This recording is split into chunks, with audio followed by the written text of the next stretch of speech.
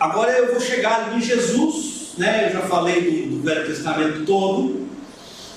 Eu vou entrar em Jesus agora porque é onde eu vou passar a bola para o Marcos. Em Jesus, nós vamos enxergar novamente a interrupção de continuidade. A impressão que a gente tem é que tudo volta para trás em Jesus. Não volta, mas a impressão é que volta. Vejam se isso é fato. Em Jesus, Deus está novamente caminhando entre os homens, feito o Éden. Concorda? Deus em Cristo caminhando entre os homens. No Éden, numa posição de superioridade. Em Cristo, numa posição de igualdade. Ele não é mais um diferente, ele é um igual. Ele é gente como a gente, embora Deus caminhando entre nós, ele é gente como a gente. Padece de cansaço. A Bíblia vai dizer que há momentos em que ele deita para descansar. A perna que não aguenta, a sede, angústia, sofrimento, tristeza, decepção, surpresa. Há momentos que se extasia com a fé do ser humano. Então, é Deus caminhando entre os homens numa posição diferenciada da primeira vez em que Deus caminha entre os homens. Em Jesus, Deus está nos oferecendo novamente a arca da salvação. Aí eu estou me referindo agora a Noé. Veja que eu estou indo de novo lá. Adão, Noé, né? Em Jesus nós temos a arca da salvação. Em Jesus, Deus está abençoando todas as nações da terra. Assim como em Abraão. Assim como em Abraão. O mesmo caminho que eu fiz antes, vou fazendo aqui de novo. Por isso eu falei que quando você olha, a impressão que você tem, isso aqui já não está mais no livro. Se vocês procurarem aqui no livro, isso já não está mais no livro. Aqui já é um pouco das minhas reflexões, juntando mais as coisas, as conversas que a gente tem tido. Então, depois, se alguém quiser esse material aqui, eu posso passar o slide para você, porque eu não tenho nem isso escrito, né? Eu tenho isso assim em andamento na minha cabeça, pensando. Então, em Jesus nós temos Deus abençoando todas as nações da terra, assim como foi feito em Abraão. Em Jesus, assim ainda como Abraão, Deus está sacrificando o seu único filho. Da mesma forma que Abraão é instado a oferecer o seu único filho, em Jesus nós temos a repetição dessa história. Só que lá era uma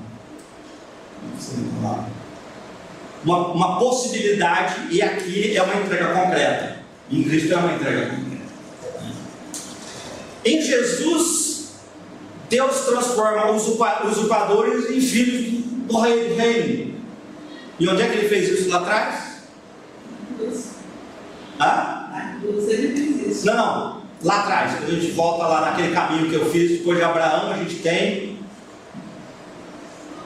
Jacó, quando luta com Deus, o que a gente depreende do texto, né? Aquela figura que a gente usa, que Deus muda o nome dele, né? Jacó, que significa usurpador, para Israel significa príncipe. O que é um príncipe? É filho do rei, né? Então, em Jesus, Deus nos transforma. Em Jesus nós somos tirados da condição de usurpadores, de enganadores, de pecadores, para a posição de filhos do reino. Mas quando eu coloco filhos do reino, no sentido de reino, né? De um novo reinado, de um novo existir, de uma nova possibilidade de ser, né? Em sintonia com as virtudes do reino. Em Jesus, Deus está libertando o seu povo e de novo falando diretamente aos homens, assim como ocorreu em Moisés. Em Moisés, Deus vem, liberta o povo, fala diretamente aos homens.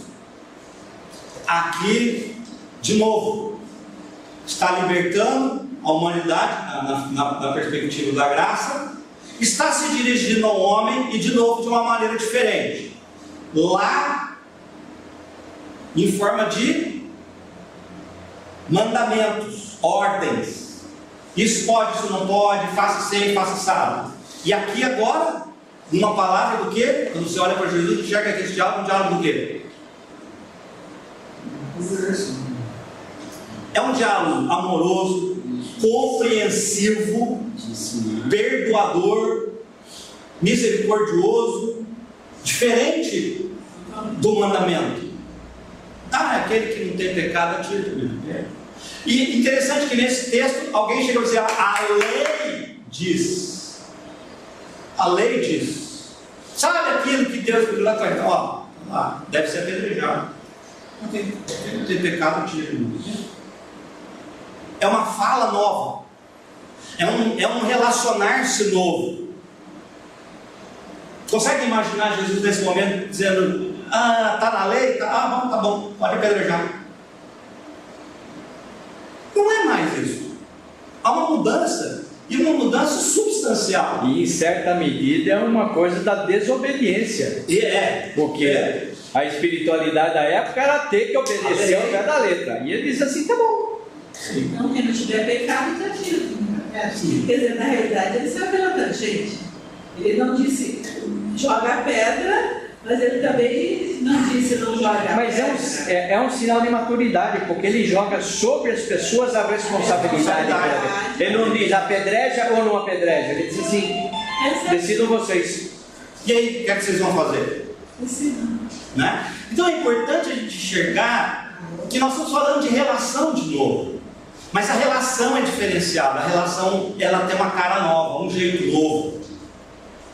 Por isso que eu perguntei lá atrás para vocês qual o motivo desse silêncio, desse distanciamento. O que Deus quer com isso? E em Jesus a gente consegue vislumbrar isso de uma maneira clara. Porque, ok, se a humanidade cresceu, se ela amadureceu, se o filho agora é um filho mais velho, peraí, podemos conversar com ele de uma maneira nova. Houve um momento que o filho precisava, vai escovar o dente, vai dormir? Houve. Mas não é mais agora esse domingo. A relação mudou. Em Jesus, né, Deus nos dá um novo mandamento. Assim como em Moisés Deus traz o mandamento, aqui em Jesus ele traz também. Qual é? Um novo mandamento vos dou. Que mandamento é esse? Não mais 600 ordens diretas. Nem 10 mandamentos. E nem 10 mandamentos. Agora, uma única que foi escuta. Amém. Como vocês amam assim.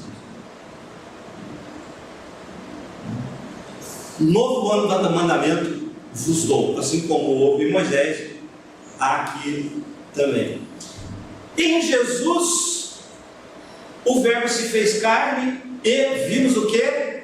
O retorno da glória. Lembra que eu falei que a última vez que a nuvem da glória de Deus se manifesta é quando o templo é dedicado, ou seja, o templo ia começar a funcionar, a glória some. E a glória agora que se manifesta, não mais dentro do templo, fora do templo, na rua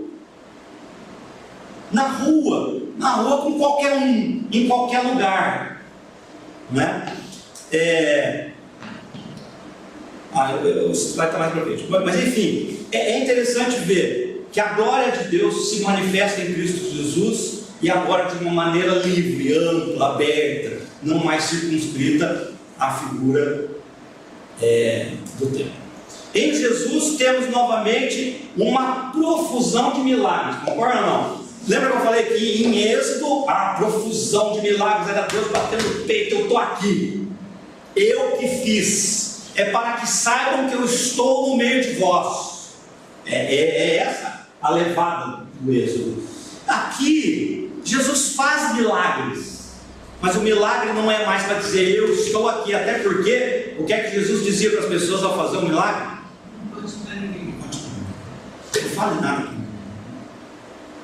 Não faça propaganda disso. Sabe por quê? Porque esse aqui não é um milagre para dizer estou no meio de vós, olha eu aqui, sou eu que faço. Isso aqui é manifestação do amor. É o amor em ação. É Jesus, é Deus manifestando em Cristo o amor pela dor do ser humano, pelo sofrimento do ser humano. Não é para fazer propaganda, não é para fazer marketing, não é para mijar no posto e dizer, sou eu, esse poste aqui é meu. O milagre agora tem uma cara diferente, tem uma razão diferente. E é sempre de socorro. Socorre a mulher que está com febre, socorre o povo que está passando fome. Não é para ele se fazer rei, como o povo até quis fazer, por ele ter dado comida. Não, eu não quero isso. Eu atendi uma necessidade, eu socorri as pessoas numa necessidade real delas, que era a fome, que era a doença, que era o ser marginalizado, como o cego à beira do caminho, que é a figura do marginalizado, do marginalizado pela sociedade, os leprosos também, figura do marginalizado pela sociedade. Então o milagre aqui, ele tem uma cara nova, ele tem uma dimensão que o milagre do Êxodo, que os milagres do Êxodo é completamente diferente do milagre do Êxodo. Em Jesus, nós vemos novamente a relação tensa e conflituosa. Lembra que eu falei? A divindade está longe, está perto, tem conflito. Está longe, tem conflito. Está perto, a gente quer longe. Está longe, a gente quer perto. Bom, Jesus está aqui de novo. E a relação é conflituosa. Mas um detalhe muito importante: a relação de Jesus é conflituosa com quem? Os religiosos. Com os sacerdotes, os escribas, os doutores da lei. É completamente diferente do conflito do Êxodo. Isso aqui sinaliza. Isso aqui desafia o nosso pensar. E aí? Por que isso? O que é nos ensinado? O que é proposto? Em Jesus temos ainda, porque isso começa no Éden, vem perpassando toda a história da relação de Deus com o homem, e em Jesus ainda há a valorização da independência do homem, no sentido de quando Jesus joga as coisas para as pessoas decidirem, quando o Senhor Jesus diz, bom, aquele que quiser ser meu discípulo, não é mais ordem, não é mais uma imposição, é uma cláusula condicional, aquele que quiser ser, eu posso não querer ser seguidor, ser discípulo, aquele que quiser ser meu discípulo, deixa tudo que tem, sim. A valorização da mulher. Então, em Jesus ainda há esse movimento que começa lá atrás da valorização da independência do ser humano. A crucificação inclui tanto o auge da ocultação da face de Deus, mas também a reconciliação. Vamos ver se isso é verdade? O auge da ocultação da face de Deus se dá no momento em que agora o Senhor Jesus, muito provavelmente falando em nosso nome, não só dele, mas ele que era perfeitamente Deus e perfeitamente homem, dizendo, por que me abandonas? Por que me deixou sozinho? Por que ocultaste de mim a tua face? A crucificação é Deus ali, é Deus em Cristo, mas a percepção do abandono, da cisão, da ruptura, do silêncio. E ao mesmo tempo, é Deus em Cristo reconciliando consigo. A cruz é esse ápice da ocultação da face de Deus, do silêncio de Deus, e da reconciliação, uma nova forma de diálogo, de relação, de tratamento do pecado, tudo novo no ato da crucificação do Senhor Jesus. terminando agora, passar por Marcos.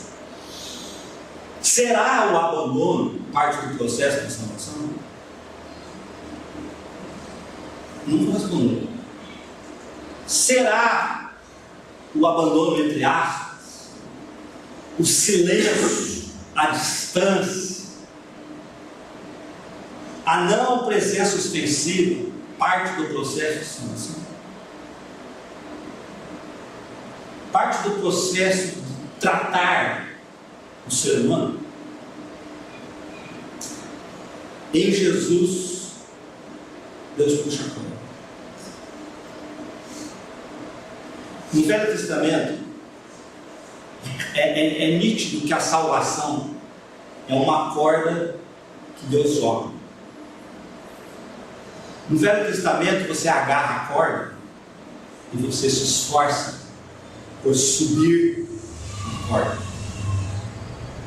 Obedeça isso, aquilo, né? Tem que obedecer os mandamentos.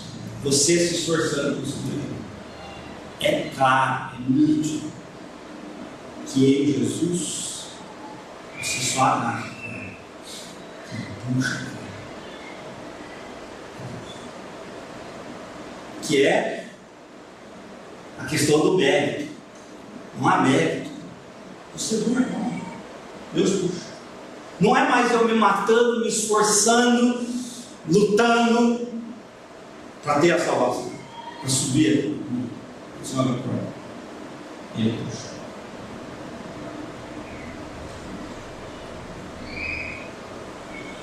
O tempo como celebração da ausência, né? Eu havia dito para vocês lá atrás que, até era uma conversa com o Marcos, a gente colocou que o tempo, naquele momento, era a celebração da ausência. Na crucificação, isso acaba, todos nós sabemos disso, né? No momento em que o véu se rasga de alto a baixo, e o que é tirado da equação? O mediador, o intermediário, ele é tirado da equação. Quando nós dissemos aqui que Marcos, se não me engano, falou essa frase, de que eu sou Cristo na vida das pessoas, eu fico pensando, às vezes num beco qualquer de um bairro pobre, aquela mulher trabalhadora que chega em casa aflita, com um problema qualquer, descobre que está grávida do namorado e já tem um filho, mal consegue sustentar esse filho. Se ela entrar na igreja, ela leva o sermão. Por que ela fez isso, onde ela estava com a cabeça.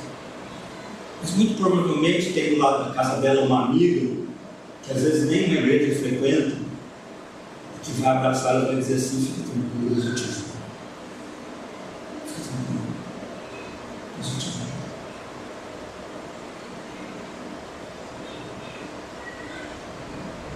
Quem é sacerdote nessa hora? Quem é ministro de Deus para a vida das pessoas nesse momento? Então, nós que somos evangélicos sabemos quão representativo é que esse véu se rasgue do alto para baixo. Quão representativo é que ele se rasgue, porque agora não há mais nada que me impeça. Hebreus vai dizer: agora temos livre acesso ao trono da graça e devemos entrar com ousadia. Isso. Eu posso entrar no Santo dos Santos agora. E antes eu não podia morrer, né, com o sacerdote, com medo de ter cometido um pecado que tinha que entrar com a cordinha amarrada. Não tem mais. Então, isso aqui é ruptura também. Talvez porque, assim como o salmista já tinha dito de maneira muito clara, né, nos Salmos, John Wesley não disse nada novo quando ele disse que o mundo é minha paróquia. O salmista já havia dito isso. Quando você lê o Salmo 29, quando você lê o Salmo 29, se você olhar para a poesia, você vai entender que Deus está dizendo aqui que o tempo dele é o mundo. Não é o tempo que inclusive foi destruído. O tempo que foi dedicado foi destruído. Não, o tempo é o mundo. Então a gente vê assim, né? A voz do Senhor ouve-se por sobre as águas. O Deus da glória faz o quê? Troveja. muito provavelmente o salmista está na sacada do palácio ali, olhando uma chuva que está caindo ali na região, e ele ouve um trovão, e ele tem essa inspiração de escrever esse salmo, de dizer: a voz do Senhor está por sobre as águas, o Deus da glória troveja, o Senhor está sobre as muitas águas. Então está caindo uma tempestade doida, está relampeando, e o Senhor lança labaredas de fogo, raio, né? E o salmista está ali contemplando isso. A voz do Senhor faz tremer o deserto, o Senhor faz tremer o deserto de Cádiz. A voz do Senhor faz a corça dar a luz, desnuda as florestas do raio que cai e quebra o cedro do Líbano. E aí o salmista olha e diz: e no seu templo? Que templo? Que templo? Ele está na sacada do palácio, ele está olhando para fora, ele está olhando para a vida, para o mundo, para o céu, para a chuva, para o trovão, para o relâmpago, e ele diz assim: e no seu templo tudo diz glória. E quando o véu se rasga de alto a baixo, eu penso que é isso aqui. Deus está dizendo: meu templo é a vida, é tudo. Não estou num endereço X, não estou num lugar tal, no morro tal. Meu templo é a vida. É isso que o salmista diz. Aliás, vale a pena ler esse salmo inteiro, eu cortei para caber aqui, mas é muito bonito. Bom, para encerrar, eu vou dizer assim: levantei um monte de coisa aqui, coisas que desde o tsunami de 2004 eu só venho pensando.